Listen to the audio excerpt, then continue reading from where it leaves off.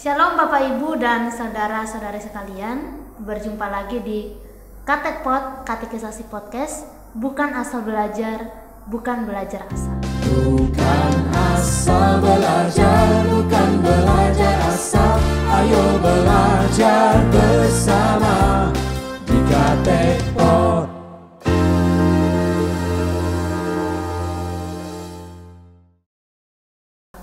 Nah, Bapak Ibu, minggu lalu kita membahas tentang gereja dan hakikatnya ya. Dan hari ini kita juga masih membahas tentang gereja, yaitu tugas gereja dan hidup bergereja. Nah, tentunya saya nggak sendirian ya, tapi saya bersama dengan Pak Hero. Halo Pak Hero. Halo. Apa kabar? Baik, sehat-sehat semuanya.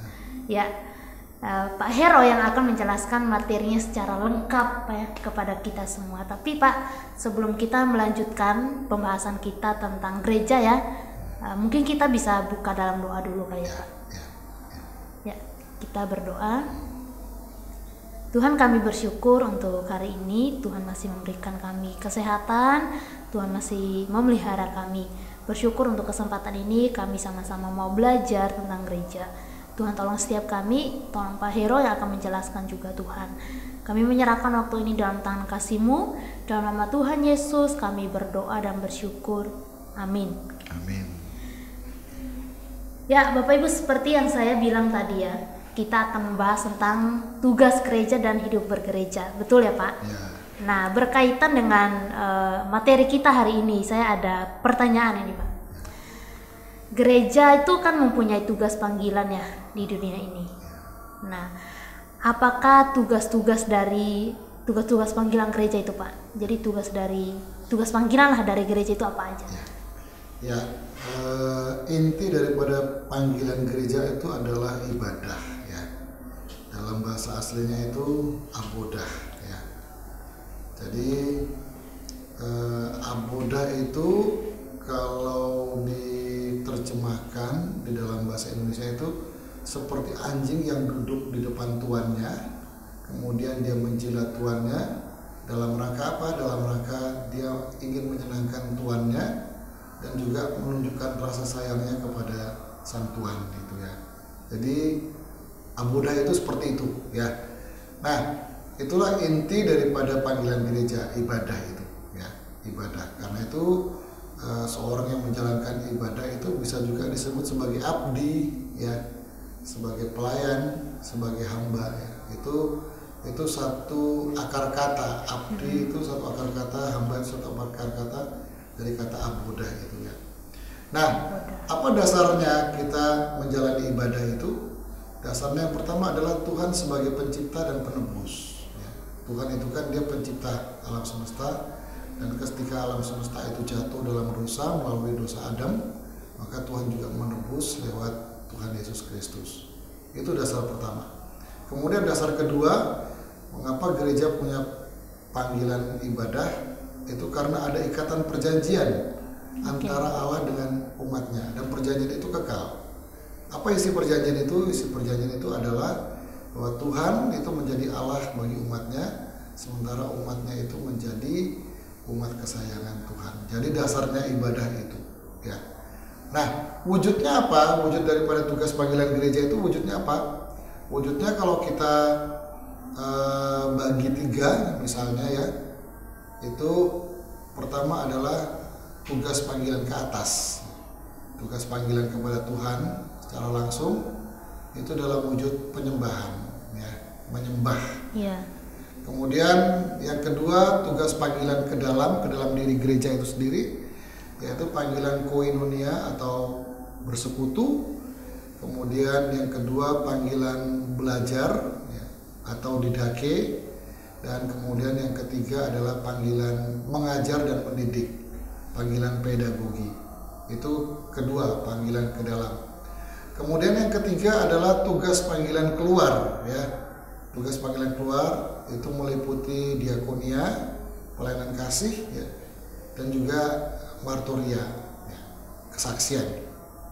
Dan kemudian yang keempat, yang paling penting adalah ibadah sejati. Ibadah sejati ini menjadi jiwa dari tugas panggilan ke atas, ke dalam, dan keluar. Ya. Panggilan sejati itu bisa kita lihat dari Roma pasal 12 ayat 1 dan 2 itu ya. Persembahkanlah tubuhmu itu ya, itu sebagai ibadah. Nah, ya, sebagai persembahan yang hidup, yang kudus dan yang berkenan kepada kepada Allah. Allah. Itulah ibadah yang sejati. Itulah tugas panggilan gereja. Tugas panggilan Intinya gereja. itu ya. Iya. Intinya itu. Jadi dasar daripada ibadah itu sendiri karena kita sudah ditebus ya. Jadi ditebus oleh Tuhan Yesus Kristus, dan juga ada perjanjian antara Allah dengan kita ya, umatnya. Nah tadi kan Pak Hero ada jelasin ada wujud daripada ibadah itu ada 4 ya Pak. Ya. Nah ada 4 itu ada diakonia, koinonia, didake dan lain sebagainya. Itu bisa nggak Pak dijelasin ya secara detail lah biar kita bisa pahami seperti apa sih wujud-wujud daripada ibadah itu. Ya, yang pertama tentang penyembahan ya. Penyembahan itu meliputi merenungkan kitab suci ya, Alkitab. Penyembahan, Itu bagian ya. daripada penyembahan. Kemudian kita berdoa ya, dalam kehidupan sehari-hari. Doa itu menjadi nafas daripada orang beriman kan, orang percaya. Doa itu ya. Kemudian pertemuan ibadah bersama ya, dalam bahasa bahasa Yunani itu pakai istilah latreia. Kata latreia ini juga yang kemudian menjadi kata liturgi itu ya. Itu ibadah, pertemuan ibadah bersama ya.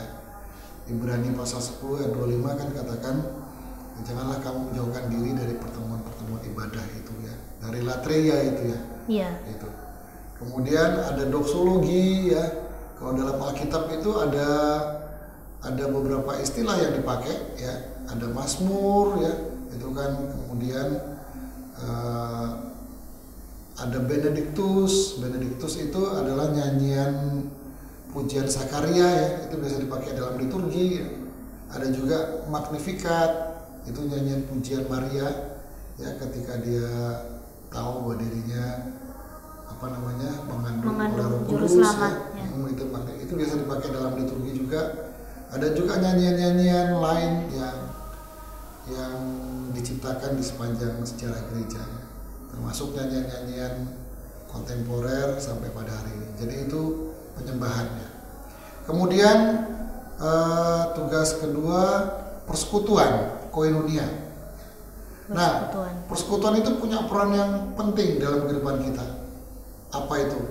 Kita lewat persekutuan itu saling menguatkan dan dikuatkan, kita saling melindungi dan dilindungi, kita saling melengkapi. Lewat persekutuan itu juga kita dibentuk dan membentuk ya. Persekutuan itu kan pasti ada pergesekan ya. Iya. Tetapi firman Tuhan katakan besi menajamkan besi ya, dan manusia menajamkan sesamanya gitu ya. Jadi saling membentuk persekutuan itu. Jangan kita anggap nanti kalau kita udah ikut persekutuan nggak ada konflik. Iya. Konflik itu ada, pasti ada. Damai sejahtera ya kalau ikut persekutuan. Biasanya konsepnya begitu ya. Kalau kita udah ikut persekutuan, wah kita tuh ketemu orang-orang yang baik-baik semua nih. Ya betul ya. Kayak ketemu di surga gitu. Ya, jadi kalau ada pergesekan, kita mungkin kecewa dan meninggalkan persekutuan itu. Jadi jangan lupa bahwa persekutuan itu perannya saling membentuk dan dibentuk. Di situ kita bisa bergesekan. Bertumbuh dari itu ya. Tapi lewat pergesekan itu kita kan juga makin bertumbuh. Iya betul. Ya. Kemudian kita juga saling berbagi ya, berbagi pengalaman, berbagi berkat Tuhan yang kita terima. Kemudian juga saling menghidupi ya, saling menghidupi. Kalau saudara perhatikan, saling menghidupi itu seperti apa Pak? Seperti ini loh. Kalau saudara lihat bara itu ya, bara yang menyala itu ya, bara menyala itu. Bongkahan bara itu akan terus menyala kalau apa? Kalau dia dikumpulkan bersama-sama dengan bongkahan-bongkahan lain yang sama-sama menyala. Ya. Kalau saudara lihat pergi beli sate ya kan? Pergi beli sate itu kan sate kan pasti dibakar pakai arang, Pak. Iya. Ya. Nah, coba ambillah satu bongkahan arang itu dari kumpulan arang yang lain. Coba diambil, dipisahkan. Pelan-pelan mati ya? Pelan-pelan dia mati. Dia bisa tetap hidup dan membara itu kalau dia bersama-sama dengan bongkahan-bongkahan arang itu yang lainnya. Jadi itu persekutuan. Nah, apalagi yang penting dari persekutuan, ketika kita bersekutu kita makin menghayati diri kita sebagai anggota Tubuh tubuh Kristus. Kristus. Ya. Makin menghayati sebagai anggota tubuh Kristus lewat persekutuan itu, ya. Saya ini sebetulnya tangan atau kaki gitu ya kan. Nanti kita akan tahu justru ketika kita masuk di dalam koinonia itu, persekutuan itu. Persekutuannya. Nah, kemudian yang berikutnya adalah didake atau belajar, ya. Jadi kalau kita sebagai anggota gereja, sebagai umat Allah, itu tugas kita belajar firman Tuhan, ya. Belajar kita makin mengenal Allah dan kehendaknya lebih dalam lagi, kita belajar. Apalagi kalau saudara aktif nanti, ya. Kalau saudara aktif dalam bergereja lalu menjadi pengurus gereja, GKI itu punya ciri khas, apa itu? Yaitu rapat, ya. Iya. Rapat. Nah, rapat itu sebetulnya dalam rangka apa sih? Bukan sekedar dalam rangka menjalankan atau menggerakkan tugas atau roda organisasi, ya, bukan. Tetapi sebetulnya rapat itu dalam rangka kita belajar itu, ya. Rapat itu juga belajar ya. Iya, rapat itu belajar mengenal Allah dan sekaligus kita pengen tahu kehendak Allah lebih dalam untuk gerejanya, ya kan? Betul. Untuk gerejanya. Bayangkan kalau saudara menjadi pimpinan di dalam gereja itu, ya, katakanlah menjadi anggota majelis gereja, ya, kita kan mesti rapat. Rapat itu bukan sekedar menggerakkan organisasi gereja, tetapi rapat itu kita berusaha mengenal apa sih yang Tuhan kehendaki untuk gereja ini, ya. Lalu kita ambil keputusan bersama-sama, ya. Jadi belajar, ya, belajar mengikut Kristus. Lewat belajar itu kan juga apa, memperkaya hikmat, ya. Saudara, untuk berhikmat itu tidak mungkin turun langsung dari sorga, tidak mungkin. Berhikmat itu harus belajar juga, ya, lewat kita belajar firman Tuhan. Coba saudara buka 2 Timotius pasal 3 ayat 15 sampai 17. Itu menarik, ya, ayat itu, ya. 2 Timotius pasal 3 ayat 15 sampai 17. Kak Indra boleh minta tolong bacakan. 2 Timotius. 2 Timotius pasal 3 Pasal 3 ayat berapa, Pak? ayat 15 sampai 17. Ya, 2 Timotius 3 ayat 15 sampai 17. Ingatlah juga bahwa dari kecil engkau sudah mengenal kitab suci yang dapat memberi hikmat kepadamu dan menuntun engkau kepada keselamatan oleh iman kepada Yesus Kristus Yesus. Segala tulisan yang diilhamkan Allah memang bermanfaat untuk mengajar, untuk menyatakan kesalahan, untuk memperbaiki kelakuan, dan untuk mendidik orang dalam kebenaran. Dengan demikian, tiap-tiap manusia kepunyaan Allah diperlengkapi untuk setiap perbuatan baik. Ya itu ya. Kalau kita melihat kita belajar firman Tuhan, apa yang kita dapatkan? Yang pertama, memberi hikmat, ya, memberi hikmat itu apa sih? Ketika hikmat itu diberikan pada kita, apa yang kita pelajari dari situ? Yaitu kita tahu mana yang benar dan mana yang salah. Iya. Ya. Mana yang sesuai dengan kehendak Tuhan, Ya, mana yang tidak. Mana yang tidak, mana yang tepat dan mana yang tidak tepat, mana yang baik dan mana yang tidak baik, gitu ya. Ya kan, yang baik kan belum tentu benar, toh. Iya. Gitu. Ya kan, belum tentu benar, yang baik itu belum tentu tepat juga, ya. Tetapi lewat hikmat ini kita tahu, ya, mana yang benar dan mana salah, mana yang baik dan mana yang tidak baik, dan juga mana yang tepat dan mana yang tidak tepat. Kemudian yang menarik lagi, ketika kita belajar firman Tuhan itu apa yang terjadi? Kita dituntun kepada keselamatan oleh iman kepada Memperoleh Kristus. keselamatan. Ya. Keselamatan itu bukan hanya dalam pengertian selamat masuk surga loh, bukan. Ya. Bukan hanya itu, ya. Tetapi keselamatan dalam kehidupan sehari-hari, ya. Termasuk juga ketika kita mengambil keputusan tepat, itu kan juga bagian dari keselamatan, toh. Iya. Ya, itu keselamatan, menuntun kepada keselamatan. Kemudian yang menarik lagi ayat 16, firman Tuhan itu mengajar, ya. Mengajar itu kan membuat kita tahu, ya. Tahu, mendapatkan hal-hal yang baru, pengetahuan-pengetahuan yang baru. Kemudian untuk menyatakan kesalahan, ya. Jadi kita tahu mana salah kita atau enggak lewat firman Tuhan. Lewat firman Tuhan. Jadi firman Tuhan itu seperti cermin, ya, seperti cermin. Lalu waktu kita lihat cermin itu, kita lihat ada kotoran di muka kita, kita tahu, oh, lalu itu yang dibersihkan. yang dibersihkan, gitu ya. Saudara kan kalau mau pergi kerja atau sekolah kan pasti juga bercermin, toh? Betul. Ya, Mbak Enda tadi bercermin ya? Wah, bercermin. Pasti saya juga bercermin gitu ya. Itu tadi ya, sebelum berangkat. Kalau enggak kan kita nggak tahu. Iya, nggak tahu mukanya kayak apa, bedaknya tebal, bedaknya tipis. Iya. Apalagi kalau pakai lipstik kan. Oh iya, betul. Mesti pakai. Harus pakai cermin ya. Kalau nggak bisa meleset ke sini. Belepotan. Belepotan kemana-mana. Itu menyatakan kesalahan. Kemudian untuk memperbaiki kelakuan, ya. Jadi setelah kesalahan kita dinyatakan, kita tahu oh itu salah, lalu diperbaiki. Ya, Firman Tuhan juga memberikan pedoman pada kita bagaimana memperbaiki kelakuan. Jadi kalau kita sudah tahu salah kan, salah itu kan tidak dibiarkan aja toh. Iya, oh ini ada titik jelek di wajah saya gitu ya. Kan tidak sekedar dibiarkan, tapi kita hapus gitu ya. Itu. Kemudian mendidik orang dalam kebenaran, dididik supaya terus dia ada dalam kebenaran Tuhan. Ya. Dididik itu berarti didisiplin ya. Iya. Itu bagian daripada pendidikan. Kemudian apa itu? Yang terakhir diperlengkapi untuk setiap perbuatan baik. Jadi ketika kita belajar, kita diperlengkapi supaya kita bisa berbuat baik. Ya itu belajar. Kemudian fungsi berikutnya dari gereja atau peran gereja berikutnya adalah pendidikan, ya, pedagogi, ya. Pendidikan. Ya, pedagogi. Kita dididik. Ya, itu jelas sekali Matius 28 ayat 19 ayat 20 itu kan panggilan mendidik, memuridkan itu kan Amanat mendidik. agung ya. Ya, amanat agung. Jadikanlah Semua bangsa muridku. Murid itu disciple, ya. Disciple dari kata disiplin, dari kata dididik, gitu ya, dididik. Jadi itulah peran gereja dalam mendidik, ya. Menegur itu adalah bagian dari pendidikan. Kalau kita salah kita ditegur, ya. Iya. Dimarahi, ya. Saya kalau mendidik itu anak, bagian dari pendidikan. Ya. Saya kalau marahi anak saya pertama pelan.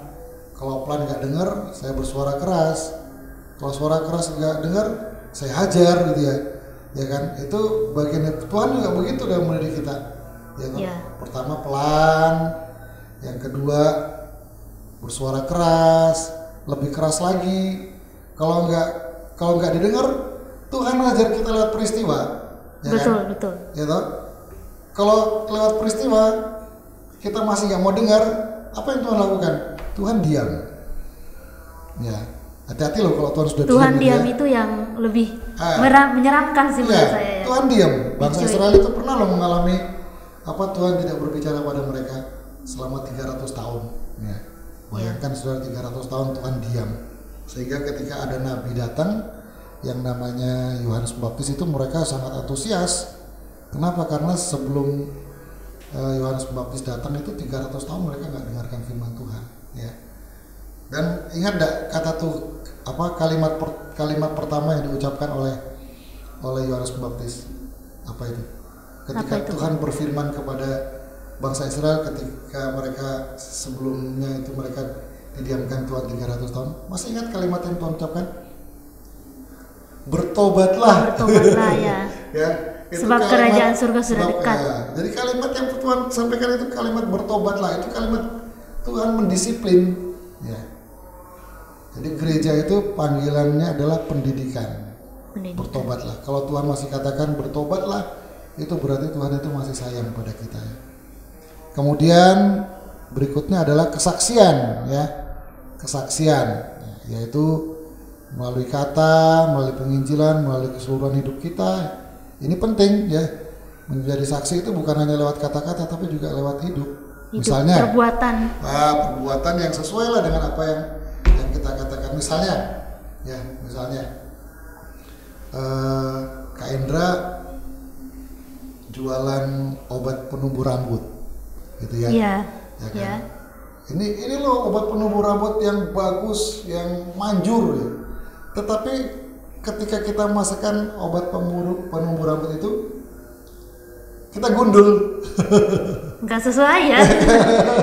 kepalanya botak gitu ya kan? Kira-kira orang mau beli nggak obat rambut itu? Pastinya enggak, malah protes kali Malah ya. protes malah. Ini penumbuh rambut atau perontok rambut? Potong rambut, ya kan? Betul. Gitu. Jadi bersaksi itu seperti itu. Nah, bersaksi itu secara konsisten, ya, konsisten terus lakukan. Diperlukan kesetiaan memang untuk menjadi saksi itu. Ya. Bahkan kalau menjadi saksi itu bisa kita menjadi martir, makanya disebut marturia. Martir itu apa? Martir itu kita mati syahid, ya. Seperti Stefanus yang menjadi martir karena dia bersaksi. Dan memang ini orang-orang tertentu ya Pak yang dipilih ya, martir ini ya. Ataukah semua harus menjadi martir? Ya, siap-siap saja kalau memang suatu ketika Tuhan membawa kita ke situ kan. Ya. Karena Tuhan berarti Yesus kita kan harus bilang, siap sedia mengalami yang seperti ini ya Pak. Martir ya, mati syahid ya. Karena kan Tuhan Yesus kan katakan barang siapa mengikut aku, dia harus menyangkal diri, memikul salib dan mengikut aku. Mengikut aku tuh apa artinya mengikut aku ya?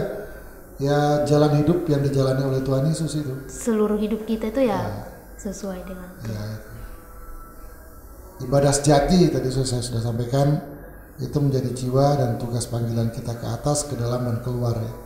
Persembahan hidup gitu ya. Itu ibadah yang sejati. Kadang-kadang tuh begini, saya melihat banyak orang Kristen itu tidak konsisten gitu ya kan?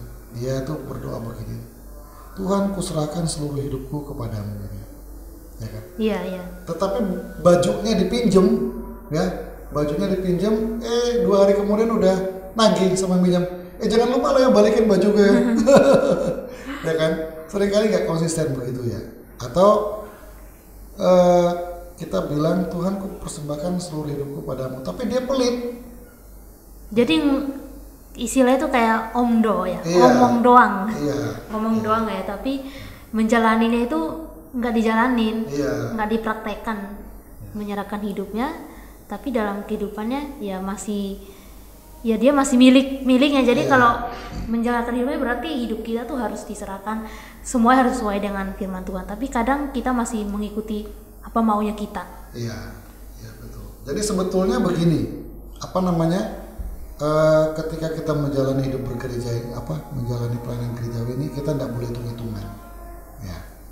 Tidak boleh hitung-hitungan. Kita harus ingat. Jadi sebetulnya yang namanya kalimat saya berkorban itu ya, itu sebetulnya kalimat yang keliru gitu ya. Saya berkorban. Loh, kan di balik kata berkorban itu kan asumsinya adalah ada sesuatu yang saya miliki, memberikan gitu. Sesuatu gitu ya. Ada sesuatu yang saya miliki gitu. Padahal kan sebetulnya kita tidak punya apa-apa. Ya, betul ya. Semua yang ada pada kita itu milik Tuhan gitu ya. Jadi sebetulnya kata yang lebih tepat ketika kita mempersembahkan Tuhan itu bukan kita berkorban, tetapi kita melepas apa yang Tuhan sudah berikan pada kita gitu ya. Atau mungkin mengembalikan gitu ya. Jadi istilah berkorban itu mungkin kita mengertinya dengan melepas ya Pak. Jadi berkorban itu sebetulnya tidak tepat kata itu. Kita yang paling tepat berkorban itu ya Tuhan Yesus sudah. Tuhan Yesus ya, bukan kita ya, benar. Ya Tuhan Yesus lah. Sekali kita dengar berkorban. Kata itu sih berkorban. Ya, jadi jangan, pada hakikatnya kita tuh tidak pernah berkorban kok, termasuk perpuluhan itu kan, itu bukan pengorbanan. Ya, itu memang punyanya Tuhan. Punyanya Tuhan. Seluruh hidup kita pun. Lalu begini, kalau kita udah ngasih perpuluhan, ya kan, lalu yang 90% itu miliknya siapa? 90%. Kita bisa kasih 10% ke Tuhan, 90% untuk kita. Biasanya. Tapi kan sebetulnya kan punya Tuhan 100% toh. Iya. Semuanya 100%. Makanya ketika kita berikan 10% itu, kembalikan 10%. Lalu yang 90% itu harus kita kelola dengan penuh tanggung jawab. Karena itu tetap bukan punya kita gitu ya. Betul sekali. Ya, itu bukan punya kita. Jadi itulah tugas gereja ya. Tugas gereja itu meliputi semuanya. Ya. Betul. Semua sudah dijelasin ya Pak. Ada satu lagi yang saya belum dengar ya, pelayanan kasih ya. Oh ya, pelayanan kasih itu koinonia ya. Diakonia. Oh diakonia. Oh ya diakonia. Diakonia ya Pak. Diakonia betul. Ya seperti kita apa namanya yang sekarang sedang dilakukan ini bagi-bagi sembako begitu ya. Tapi sebetulnya lebih tepat adalah ketika kita pelayanan kasih sebetulnya kita memberdayakan, ya. Memberdayakan mereka yang lemah, ya. Jadi sebetulnya kalau kita kasih terus itu juga sesuatu yang tidak sehat, ya. Makanya diakonia yang benar itu adalah diakonia yang transformatif, gitu ya. Itu istilah yang sekarang dipakai. Diakonia yang mengubah orang yang biasanya bergantung pada orang lain itu, ya, kemudian dia jadi tidak lagi bergantung pada orang lain, tetapi bergantung pada kemurahan Tuhan. Itu diakonia transformatif, ya. Sekarang yang harus dikembangkan oleh gereja, bukan sekedar kasih bantuan apa namanya kayak Sinterklas begitu ya. Iya ya. Natal nunggu Sinterklas datang. Kasih hadiah. Ya, jadi diakonia transformatif itu adalah kita melihat sebetulnya kita harus bisa membaca dan menolong seseorang itu untuk menemukan potensinya itu apa sih, ya. Potensi dari Tuhan, ya.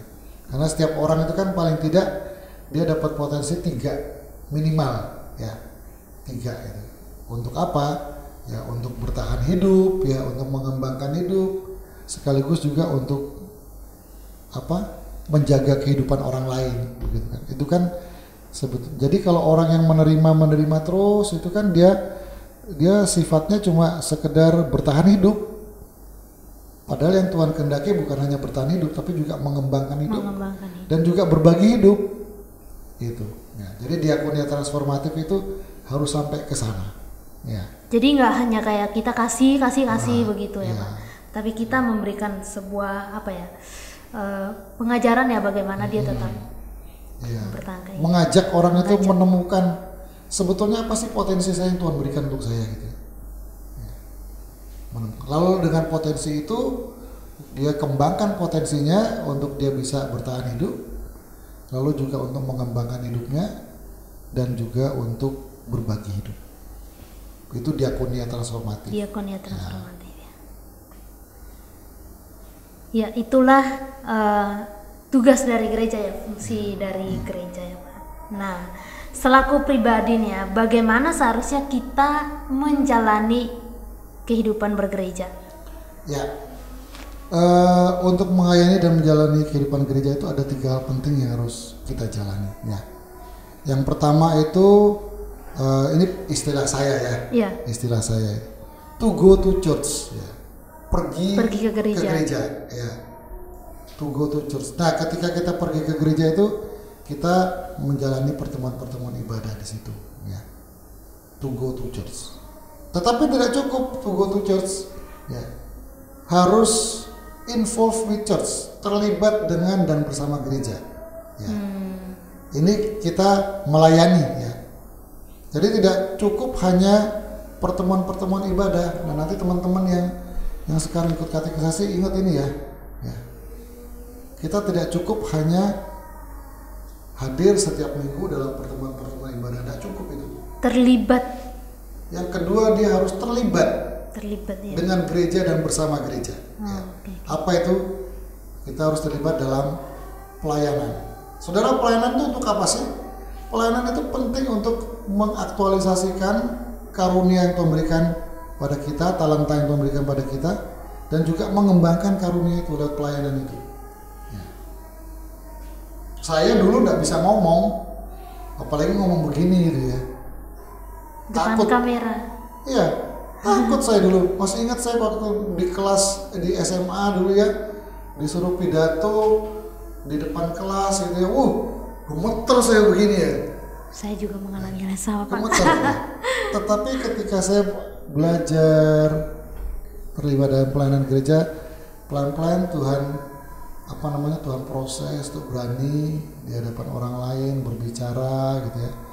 Bahkan saya menemukan karunia yang Tuhan berikan pada saya itu karunia mengajar gitu ya. Itu ditemukan dan kemudian saya kembangkan karunia itu lewat pelayanan gereja ini ya. Ya, saya percaya sih Pak kalau Tuhan itu pasti memberikan kepada setiap kita tuh talenta. Betul. Nah, jadi kita harus memakai itu dengan sebaiknya untuk kemuliaan Tuhan ya dengan terlibat di dalam pelayanan gereja itu. Salah seorang penatua GKI Sulung ya, sekarang usianya masih muda, kira-kira 32 tahun. Dia bilang sama saya itu belajar kepemimpinan, karunia kepemimpinan saya itu bertumbuh justru bukan lewat organisasi lain, tapi lewat gereja itu. Ya. Dia bilang, ya. Sampai sekarang saya di kantor, kepemimpinan saya berkembang dan terus terang institusi paling berjasa dalam pengembangan karunia yang Tuhan berikan buat saya itu adalah gereja. Di gereja inilah saya belajar tahu karunia saya memimpin itu, dan juga lewat gereja juga saya belajar memimpin. Akhirnya jadi berkat ya di luar. Ini di luar jadi berkat ya. Gitu. Nah, tetapi apakah cukup involved with church, terlibat dengan gereja dan bersama gereja? Ternyata tidak cukup. Apalagi tuh Pak?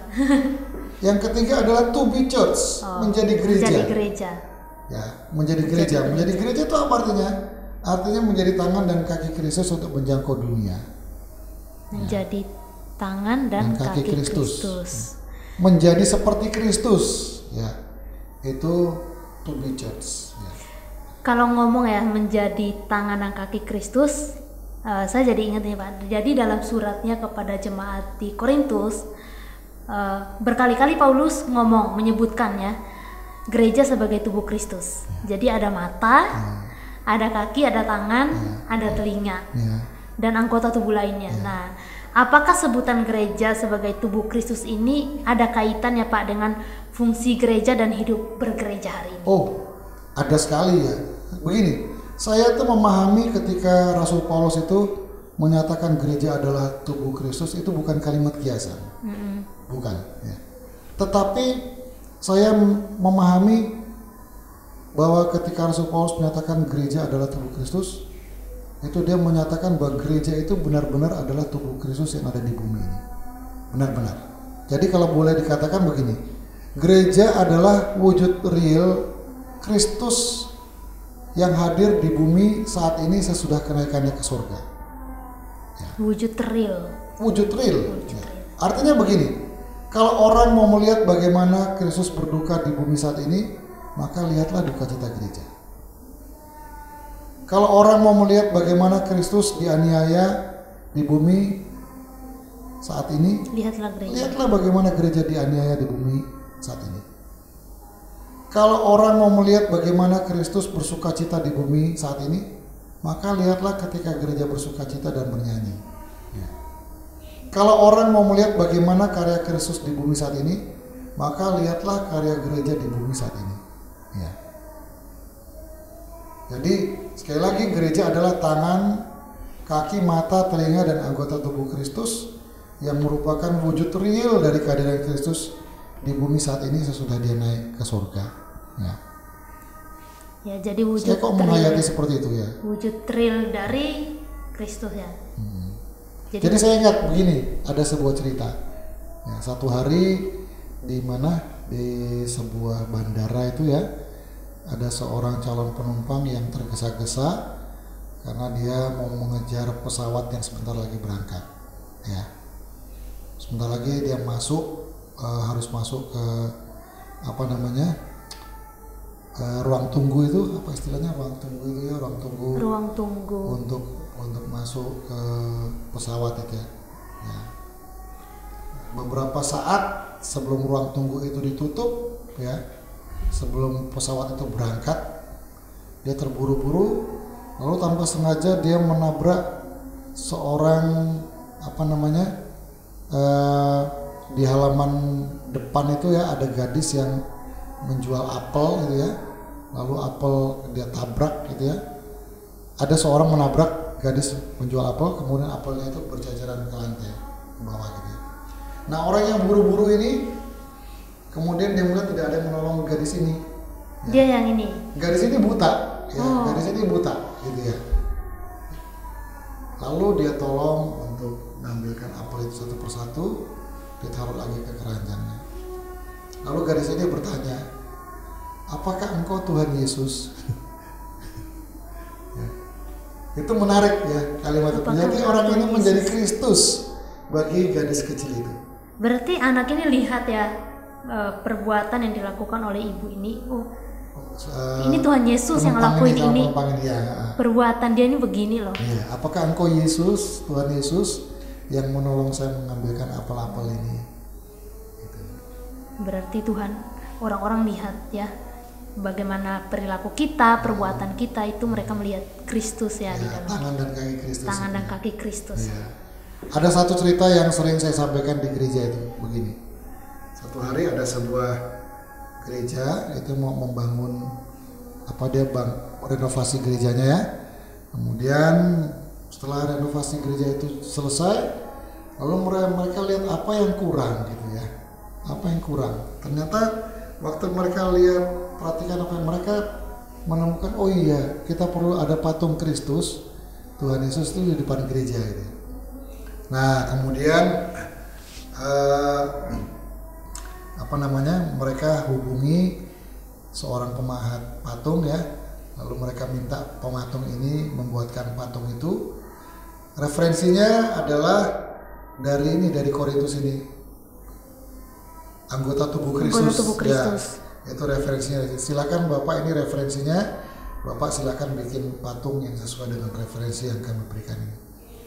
Nah, kemudian 2 bulan, 3 bulan patung itu selesai. Tapi waktu patung itu selesai, kemudian si pematung ini bilang begini, jangan dibuka dulu ya, kecuali nanti pada saat peresmian patung ini gitu ya, jangan dibuka dulu. Lalu betul ketika peresmian patung itu dan patung itu seluruhnya dibuka, maka pimpinan gereja itu kecewa, dia marah sama patung ini. Dia bilang, patung apa ini? Ya. Kami kan minta sesuai dengan referensi yang berikan, patung ada tangan, ada kaki, tapi patung apa ini? Ya. Nggak sesuai ya dia. Nggak sesuai. Ternyata patung itu bentuknya apa? Bentuknya cuma kepala, ya. Kepala tanpa mata, tanpa hidung, tanpa mulut, tanpa telinga, gitu ya. Mereka marah, patung apa ini? Masa kepala blundusan begini ya? Mereka marah. Lalu kemudian si pematung dengan tenang jawab, tidak. Ini patung Kristus yang kau minta, ya. Patung Kristus yang kau minta. Tapi kok nggak ada kaki tangannya? Patung Kristus ini enggak. Loh, mana tangannya? Mana kakinya? Mana matanya? Mana telinganya? Tidak, ini persis seperti yang kau minta. Kristus itu kepalanya. Lalu tangannya mana? Kamulah tangannya. Kakinya mana? Kalianlah kakinya. Matanya mana? Kalianlah matanya. Telinganya mana? Kalianlah telinganya.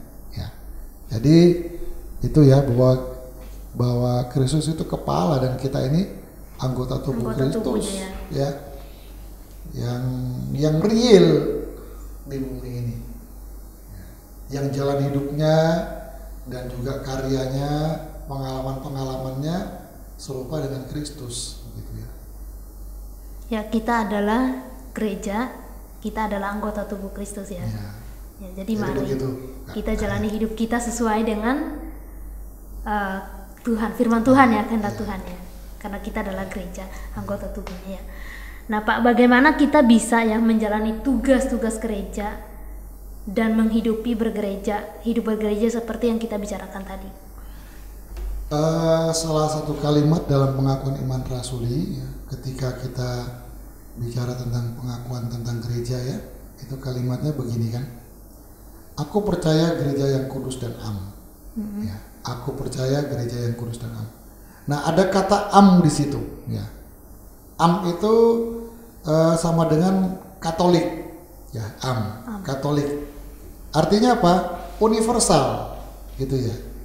Universal ya. Jadi gereja Katolik itu menarik gitu ya. Kata Katolik itu sama dengan kata am gitu ya, universal ya, gereja yang universal ya. Tapi saya tidak mengarahkan ke sana ya, tapi kita mau melihat istilahnya saja ya.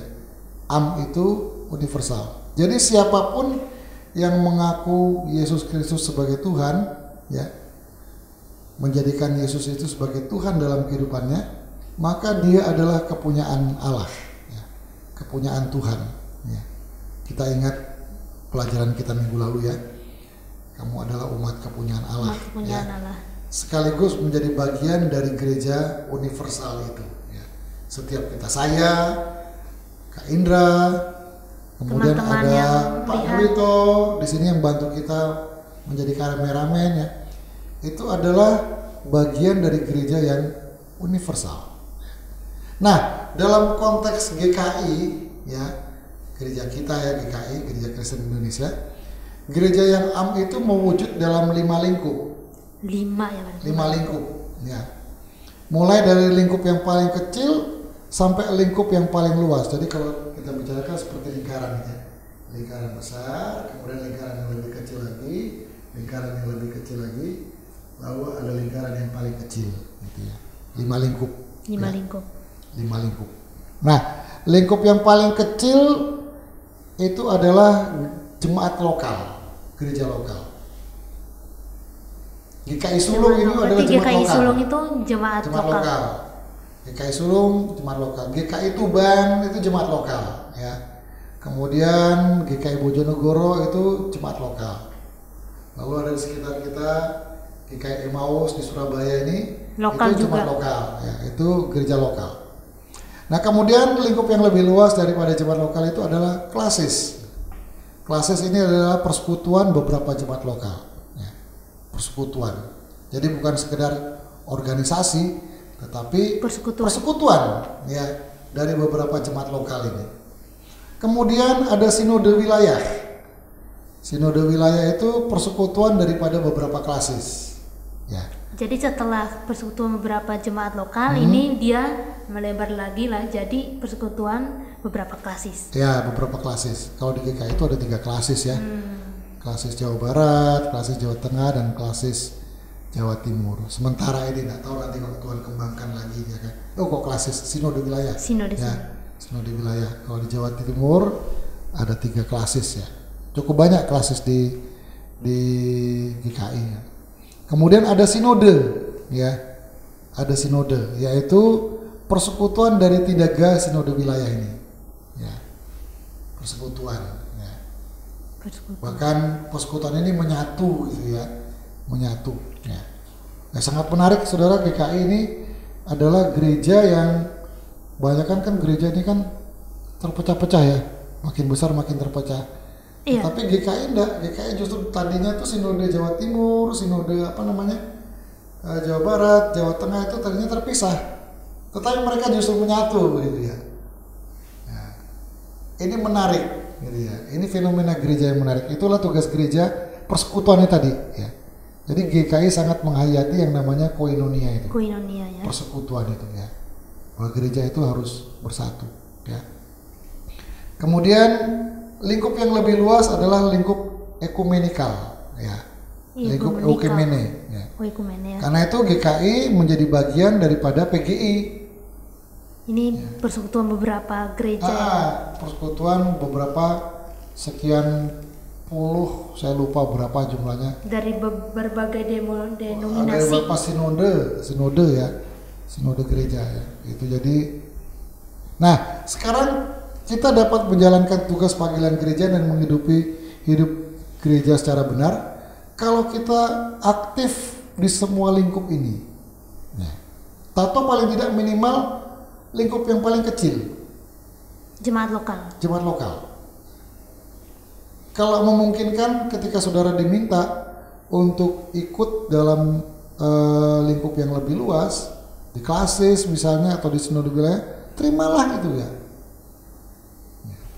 Itu bagian dari pelayanan kita dan kita makin dalam menghayati kekristenan kita, menghayati diri kita sebagai anggota tubuh Kristus itu ya. Jadi aktif pertemuan ibadah, aktif pelayanan jemaat, bukan sekedar simpatisan gitu ya. Tapi bagaimana kita terlibat ya? Iya, betul. Begini loh, dalam pengamatan saya ini sudah banyak ya orang yang sudah katekisasi, ikut CD, atau mungkin jadi anggota jemaat, punya surat baptis ya. Tetapi mereka menganggap surat baptis atau surat CD itu cuma sebagai SIM untuk masuk surga. Itu kan banyak terjadi begitu SIM, ya. ya. SIM ya, surat izin masuk surga. Surat. Ya kan? Seperti itu ya. Saya masih ingat senior saya dulu ya, waktu saya masih remaja, itu dia bercerita, dia pulang ke NTT nih, ini desanya Desa saya, kampung halaman. di NTT itu, dia ini real ya, dialami real gitu ya. Ada seorang ibu, dia kunjungi seorang ibu yang sakit keras ya, lalu dia dalam kondisi seperti itu, dia sudah parah kelihatannya dan nampaknya akan dipanggil Tuhan gitu ya. Lalu apa yang ibu ini katakan pada anaknya? Sebut saja namanya Johnny ya. Iya. Anaknya itu, Johnny tolong ambilkan surat baptis mama, ambilkan surat baptis mama, ambilkan perahu mama gitu ya, ambilkan perahu mama gitu ya. Oh, Ya. surat baptis itu Ya. kayak jadikan sebagai Jadi perahu. perahunya ya. Perahu ke Bukan surga perahu kali mama ya. gitu ya, perahu mama. Apa perahu mama itu? Surat baptis mama itu loh, tolong ambilkan. Jadi selama dia sakit menunggu ajal itu, surat baptis itu ditaruh di dadanya dia gitu. Dianggap sebagai perahu ke surga. Oh, Ya, oke. Gitu ya. Jadi banyak orang Kristen seperti itu, menganggap surat baptis itu menyelamatkan. Padahal bukan itu yang menyelamatkan. Betul, ini sebuah Percaya pemahaman pada yang Tuhan salah. Yesus. Ya, jadi saya temukan cukup banyak orang katekisasi CD gitu, tapi sudah itu begitu CD langsung pas ngilang. Ya.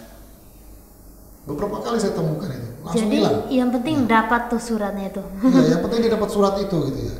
Tapi sebenarnya setelah kita dibaptis, kita menerima surat itu, ada kehidupan, maksudnya sebuah tugas yang harus kita Ya jalankan. betul ya. Gitu. Ada Jadi, tanggung jawab. Tanggung jawab. Tanggung jawab. Ya. Seharusnya begini loh. Surat baptis itu dan surat CD itu kita pakai untuk mengingatkan kita, ini loh saya punya tugas panggilan. Ya. Tugas panggilan di gereja ya. Ya. Jadi surat baptis dan surat CD itu kita tempel untuk apa? Untuk mengingatkan kita terus. Ya, kita kan kadang-kadang kan perlu lambang-lambang toh, perlu simbol-simbol kan. Iya. Manusia kan makhluk simbol kan. Simbol. Jadi itu sebagai simbol yang terus-menerus Tuhan pakai untuk mengingatkan kita, kamu lo punya panggilan gerejawi. Ya. Itu ya. Jadi saya sebetulnya kalau saya lihat surat CD saya gitu ya, surat baptis saya gitu ya. Ya, itu mengingatkan saya untuk bersyukur gitu loh. Tuhan, terima kasih Engkau sudah menyelamatkan saya gitu. Sekaligus juga mengingatkan saya, terima kasih buat Tuhan berikan tugas panggilan untuk saya hidup di dunia ini, supaya hidup saya itu tidak kosong gitu ya, tetapi berarti, ada maknanya gitu ya. Itu. Jadi kalau kita aktif dalam lingkup gereja, katakanlah yang paling kecil lah dia jemaat itu ya, itu jemaat lokal, itu sebetulnya kita akan makin menghayati diri saya sebagai anggota gereja, sebagai orang Kristen ya, kemudian juga menumbuhkan saya gitu ya, menumbuhkan saya dan menolong saya untuk tadi itu to be church, menjadi gereja, menjadi serupa Kristus gitu ya. Keterlibatan kita. Jadi kita sebagai anggota tubuh Kristus, sebagai gereja, kita mempunyai tugas. Dan kita nggak hanya sekedar sebagai jemaat ya, kita menghadiri pertemuan ibadah, lalu kita udah selesai. Tapi kita harus tahu bagaimana kita sebagai anggota tubuh Kristus itu kita punya tugas, tanggung jawab. Mari kita aktif ya, aktif di dalam gereja. Saya percaya bahwa setiap kita punya talenta. Kita pakai itu untuk memberdayakan ya. Talenta kita itu untuk kemuliaan Tuhan. Kita menjalankan kehidupan kita sesuai dengan kehendak Tuhan. Kita bisa bermusik, memimpin mungkin, bisa bernyanyi. Ayo kita pakai itu untuk terlibat di dalam gereja. Begitu ya Pak? Ya. Jadi tidak cukup hanya kita datang beribadah ya. Lalu ya hayatilah semua kehidupan bergereja itu ya. Betul. Menghayati itu. Maka kita akan makin dalam menghayati diri kita sebagai pengikut Kristus yang sejati. Yang sejati ya. Ya, itulah materi kita ya hari ini. Atau apakah ada tambahan lagi Pak mengenai tugas dan panggilan gereja nih? Begini ya. Seringkali kita temukan itu orang itu bergereja. Ini pertanyaan kita untuk kita diskusikan nanti ya. Oh, jadi ini pertanyaan teman-teman yang ikut katekisasi ya Pak. Katekisasi. Tolong perhatikan, ini pertanyaan yang akan kita diskusikan nanti ya Pak. Oke Pak. Kita seringkali temukan orang Kristen jalan-jalan gitu ya. Jalan-jalan. Jalan-jalan. Misalnya hari Minggu besok, kita ke GKI, ya, GKI Sulung. Minggu besoknya lagi ke gereja B. Minggu besoknya lagi ke gereja C. Terus begitu gereja yang berkeliling gitu ya. Apalagi sekarang zamannya online ya. Iya. Kita punya banyak pilihan. Sudahlah, aku ndak ke gereja hari ini. Seandainya nanti kita sudah kebagian onsite ya. Aku tak kebaktian di mana lewat online aja gitu ya. Lewat YouTube ya. Nah, pertanyaan saya, apakah bisa dibenarkan bergereja dengan cara seperti itu? Oke, jadi Silakan ini pertanyaannya. didiskusikan, ya. Boleh nggak sih kita tuh ibadah hari Minggu di GKI Sulung, minggu depan kita di gereja A, minggu depan lagi di C, minggu depan lagi di D. Jadi apakah boleh begitu teman-teman? Tanpa kita terlibat dalam pelayanan loh ya. Kita nggak terlibat dalam pelayanan. Jadi intinya itu kita nggak netep tuh di satu gereja tuh ya. Iya. Kita kemana-mana. Apakah itu boleh? Direnungkan, kemudian kita menjawabnya ya. Ya. Pada saat kita Zoom nanti. Oke, berarti seperti itu ya Pak. Nah, itu pertanyaannya dan materi kita cukup sampai di sini ya Pak tentang hidup bergereja. Ya, jadi kita akan tutup pertemuan kita hari ini ya Pak. Dengan berdoa. Boleh saya minta tolong Pak Hero untuk menutupnya? Ya, boleh. Tuhan, terima kasih untuk anugerah-Mu. Kami boleh belajar lagi tentang tugas dan panggilan kami sebagai anggota tubuh Kristus, sebagai gereja-Mu. Tuhan, tolonglah kami agar kami menjalani semua tugas-tugas itu dengan baik. Kami tidak hanya pergi ke gereja, kami tidak hanya sekedar terlibat dengan gereja dan bersama gereja, tetapi pada akhirnya kami benar-benar menjadi gereja, to be church, yang Tuhan kehendaki menjadi serupa dengan Kristus dalam seluruh jalan hidup kami dan dalam seluruh perilaku kami dan juga dalam seluruh karya kami. Tuhan, anugerah-Mu kami butuhkan. Tuhan, tolong kami. Terima kasih untuk kebaikan-Mu. Dalam nama Tuhan Yesus kami bersyukur. Amin. Amin. Terima kasih Pak Hero. Sama-sama. Terima kasih Pak Nyuwito. Terima kasih. Ya. Sampai jumpa teman-teman di Zoom.